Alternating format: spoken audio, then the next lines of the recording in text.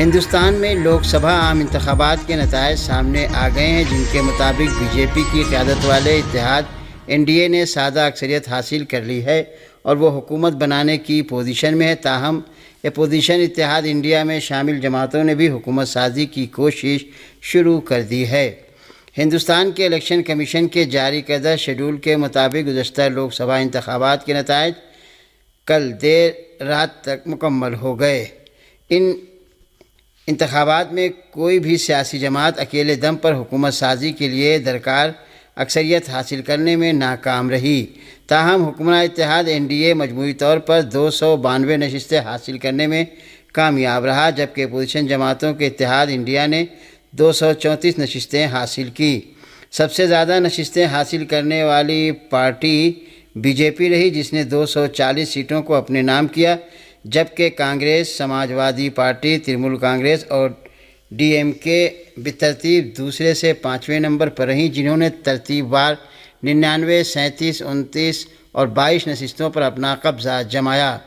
گزشتہ لوک سبھا انتخابات کے مقابلے میں حکمراں جماعت بی جے پی کو 63 نشستیں کم ملی اور نتیجے میں اسے اس بار حکومت سازی کے لیے اپنی اتحادی جماعتوں کی حمایت کی ضرورت ہے، جبکہ اس کے مقابلے میں سب سے بڑی اپوزیشن جماعت کانگریس کی پوزیشن مضبوط ہوئی ہے، جس نے گزشتہ انتخابات کے مقابلے میں 47 نشستیں زیادہ حاصل کی ہیں۔ نتائج آنے کے بعد وزیر اعظم مودی نے نتائج کو بی جے پی اور این ڈی اے پر عوام کے اعتماد کا غماز قرار دیا ہے۔ حکمراں اتحاد نے اسے اپنے ایجنڈے کی جیت اور انہوں نے وکٹری اسپیچ میں دعویٰ کیا ہے کہ حکومت ہر حال میں این ڈی اے اتحاد ہی بنائے گا اور ملک مزید مضبوطی کے ساتھ ترقی کرے گا، جبکہ اپوزیشن نے اسے جمہوریت اور آئین کے تحفظ کے لیے عوام کے شعور اور بیداری کا نتیجہ قرار دیا۔ کانگریس اور اپوزیشن کا کہنا ہے کہ اس بار کا الیکشن بی جے پی اور اس کے اتحادیوں کے مقابلے میں عوام نے لڑا ہے اور عوام کامیاب ہوئے۔ نتائج آنے کے بعد پریس کانفرنس کرتے ہوئے کانگریس کے رہنما راہل گاندھی نے کہا کہ ہماری لڑائی صرف ایک پارٹی سے نہیں بلکہ سرکاری system, E D C, B I اور ایجنسیوں سے بھی تھی، جس میں عوام نے ہمارا پورا ساتھ دیا۔ انتخابی نتائج کے اعلان کے بعد ہندوستان کے وزیر اعظم نریندر مودی نے اپنا استعفیٰ صدر کو پیش کر دیا ہے اور 8 جون کو تیسری بار عہدے کا حلف اٹھا سکتے ہیں۔ ہندوستانی میڈیا کے مطابق ہندوستانی وزیر اعظم نریندر مودی نے صدر دروپدی مرمو سے ملاقات کر کے انہیں اپنا اور اپنی کابینہ کا استعفیٰ پیش کر دیا ہے۔ صدر نے بھی ان کا استعفیٰ منظور کرتے ہوئے ان سے نئی حکومت کی تشکیل تک ذمہ داریاں نبھاتے رہنے کو کہا ہے۔ نریندر مودی نے اس ملاقات میں صدر سے پارلیمنٹ بھی تحلیل کرنے کی سفارش کی ہے۔ اس درمیان یہ بھی خبریں آ رہی ہیں کہ نریندر مودی 8 جون کو تیسری بار وزارت عظمیٰ کے عہدے کا حلف اٹھا سکتے ہیں۔ حالیہ لوک سبھا الیکشن میں بی جے پی کی قیادت والے اتحاد این ڈی اے کو حکومت سازی کے لیے لازمی نشستیں حاصل ہیں، جس کے پیش نظر نریندر مودی 8 جون کو ایک بار پھر وزیر اعظم بن سکتے ہیں۔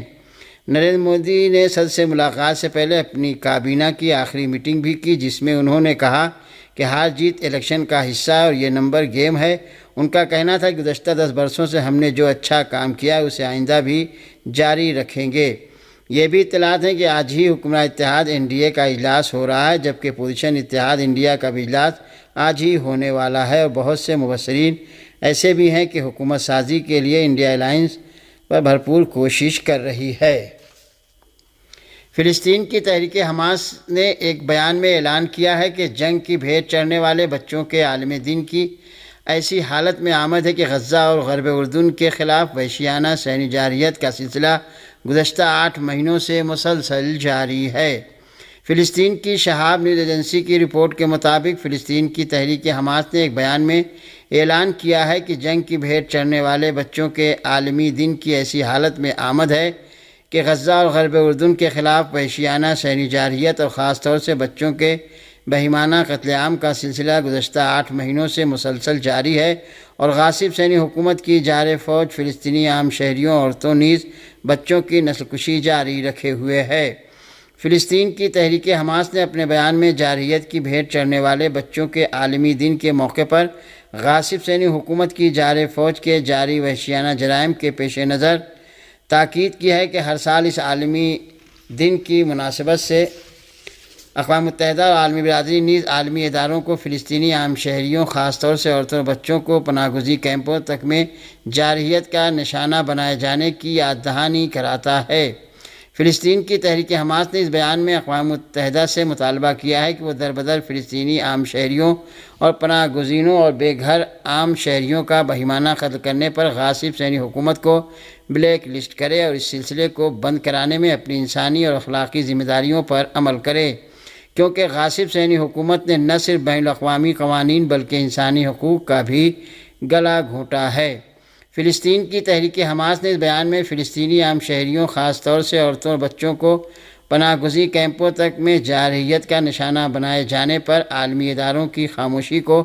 عالمی برادری کے ماتھے پر کلنک کا ٹیکہ قرار دیا اور کہا کہ فلسطینی عام شہریوں کے خلاف وحشیانہ جرائم کا سلسلہ بند کرانے میں ناکام و ناتواں ثابت ہو رہی ہے۔ بین الاقوامی اداروں کی رپورٹ کے مطابق غزہ کے خلاف وحشیانہ صہیونی جارحیت کے نتیجے میں ہر 10 منٹ میں ایک فلسطینی بچہ شہید یا زخمی ہو رہا ہے۔ 7 اکتوبر 2023 سے غزہ کے خلاف جاری وحشیانہ صہیونی جارحیت کے نتیجے میں اب تک 14,000 سے زائد فلسطینی بچے شہید ہو چکے ہیں، اور ان اعداد و شمار کی دنیا میں ایسی کوئی مثال نہیں ملتی۔ یہ ایسی حالت میں ہے کہ غاصب صہیونی حکومت کی جیلوں میں 200 سے زائد فلسطینی بچے قید ہیں، جن میں بیشتر تعداد طلبہ کی، اور یہ ان بچوں پر ظلم و جور اور ان بچوں سے بغض و کینہ رکھنے کی ایک اور مثال ہے کہ جنہیں بدترین ایذا رسانی کا نشانہ بنایا جا رہا ہے۔ حماس کے سینئر رہنما اسامہ حمدان نے کہا ہے کہ ایسا لگتا ہے کہ صہیونی حکومت مستقل جنگ بندی اور غزہ سے اپنے فوجیوں کا انخلاء نہیں چاہتی ہے۔ موصولہ رپورٹ کے مطابق حماس کے سینئر رہنما اسامہ حمدان نے بیروت میں ایک پریس کانفرنس سے خطاب کرتے ہوئے کہا ہے کہ ہم ایسے کسی بھی معاہدے کو مسترد کرتے ہیں جس میں غزہ پٹی سے غاصب صہیونی فوجیوں کا انخلاء، مستقل جنگ بندی اور قیدیوں کا تبادلہ شامل نہ ہو۔ ان کا کہنا تھا کہ ہمیں ثالثوں کی جانب سے 5 مئی کو پیغام موصول ہوا تھا، جس کا ہم نے 6 مئی کو جواب دے دیا تھا اور اپنی رضامندی کا اعلان کر دیا تھا، لیکن دوسری جانب صہیونی حکومت نے اس کا جواب دینے سے گریز کیا۔ اسامہ حمدان نے مزید کہا کہ غاصب صہیونی حکومت چاہتی ہے کہ اپنے قیدیوں کو واپس لے کر پھر سے جنگ شروع کر دے۔ انہوں نے خبردار کیا کہ اگر منصفانہ معاہدہ نہ ہوا تو صہیونی حکومت کو اسرائیلی قیدیوں کا سایہ تک دیکھنے کو نہیں ملے گا۔ فلسطین کے مقبوضہ علاقوں میں 60 سے زیادہ مقامات پر صہیونی باشندوں نے مظاہرے کر کے فلسطینی مزاحمت کے ساتھ قیدیوں کا تبادلہ انجام پانے کے مقصد سے فوری معاہدہ کیے جانے پر زور دیا ہے۔ الجزیرہ چینل کے نامہ نگار نے کہا کہ غزہ میں استقامتی محاذ کے مجاہدین کے ہاتھوں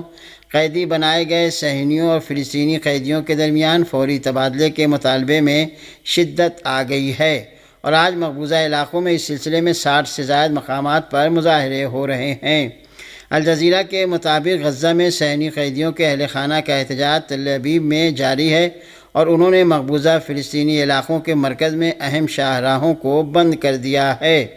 اس سے قبل صہیونی حکومت کے چینل 12 نے منگل کی رات خبر دی تھی کہ تل ابیب میں مظاہرین نے جنگ کے جاری رہنے اور صہیونی حکومت کی کابینہ کی طرف سے قیدیوں کے تبادلے کے بارے میں کوئی منصوبہ نہ ہونے پر احتجاج کیا ہے۔ اس رپورٹ کے مطابق مظاہرین نے منگل کی رات کو بھی تل ابیب میں بیگن اسٹریٹ کو بلاک کر دیا۔ حزب اللہ لبنان نے مقبوضہ شمالی فلسطین میں غاصب صہیونی حکومت کے ایک اور فوجی اڈے کو میزائل حملے کا نشانہ بنایا ہے۔ المیادین ٹی وی چینل کی رپورٹ کے مطابق حزب اللہ لبنان نے ایک بیان میں اعلان کیا ہے کہ غزہ میں فلسطینیوں کی حمایت اور صہیونی فوجی جارحیت کے جواب میں مقبوضہ شمالی فلسطین میں برکہ ریشہ صہیونی فوجی اڈے کے قریب صہیونی فوجیوں کے اجتماع کے ایک مرکز کو اپنے حملے کا نشانہ بنایا ہے۔ صہیونی حکومت سے وابستہ ذرائع نے مقبوضہ شمالی فلسطین میں الجلیل کے علاقے میں ڈرون حملے کے امکان پر خطرے کا سائرن بجنے کی بھی رپورٹ دی ہے۔ صہیونی ذرائع نے بھی آج ایک رپورٹ میں کہا ہے کہ غزہ کے خلاف اسرائیل کے فوجی حملوں کے بعد سے حزب اللہ لبنان کی جانب سے مقبوضہ شمالی فلسطین پر 3000 سے زائد میزائل فائر کیے جا چکے ہیں۔ صہیونی ذرائع نے مقبوضہ شمالی فلسطین کی صورتحال کو انتہائی بدتر قرار دیا۔ روس نے امریکی ایوان نمائندگان کی جانب سے بین الاقوامی فوجداری عدالت ICC کے خلاف پابندی کے منصوبے کی منظوری پر کڑی تنقید کرتے ہوئے اسے امریکی قوانین کی حقیقت کی منہ بولتی مثال قرار دیا ہے۔ رشیا ٹوڈے خبر رساں ایجنسی کے مطابق روسی وزارت خارجہ کی ترجمان ماریا زاخارووا نے ٹیلی گرام پر جاری اپنے ایک پیغام میں لکھا ہے کہ امریکی ایوان نمائندگان نے امریکہ اور اس کے اتحادیوں کے خلاف اس عدالت کے اقدامات کی وجہ سے بین الاقوامی فوجداری عدالت کے خلاف پابندیوں کے نفاذ کے بل کی منظوری دے دی۔ انہوں نے غزہ میں فلسطینیوں کی نسل کشی میں مصروف ناجائز صہیونی حکومت کی حمایت کے تناظر میں منظور ہونے والے اس بل کو امریکی قوانین کی حقیقت کی منہ بولتی مثال قرار دیا۔ قابل ذکر ہے کہ امریکی ایوان نمائندگان میں مقامی وقت کے مطابق منگل کو بین الاقوامی فوجداری عدالت کے اہلکاروں کے خلاف پابندیوں کی منظوری دی گئی، جس کے حق میں 247 ووٹ جبکہ مخالفت میں 155 ووٹ پڑے، اور ایوان نمائندگان کے اس اجلاس میں موجود تقریباً تمام ریپبلکنز نے قرارداد کے حق میں ووٹ دیا اور بعض ڈیموکریٹس بھی اس کی منظوری میں شامل ہوئے۔ اگر یہ قرارداد امریکی کانگریس سے مکمل طور پر منظور ہو کر قانون میں تبدیل ہو جاتی ہے تو یہ امریکی صدر کو اس بات کا پابند بنا دے گی کہ وہ بین الاقوامی فوجداری عدالت کے ان اہلکاروں پر پابندیاں عائد کریں جو امریکہ یا اس کے اتحادیوں کے حمایتی کسی بھی شخص کی تفتیش، گرفتاری، حراست یا اس کے خلاف مقدمہ چلانے کی کوشش کرتے ہیں۔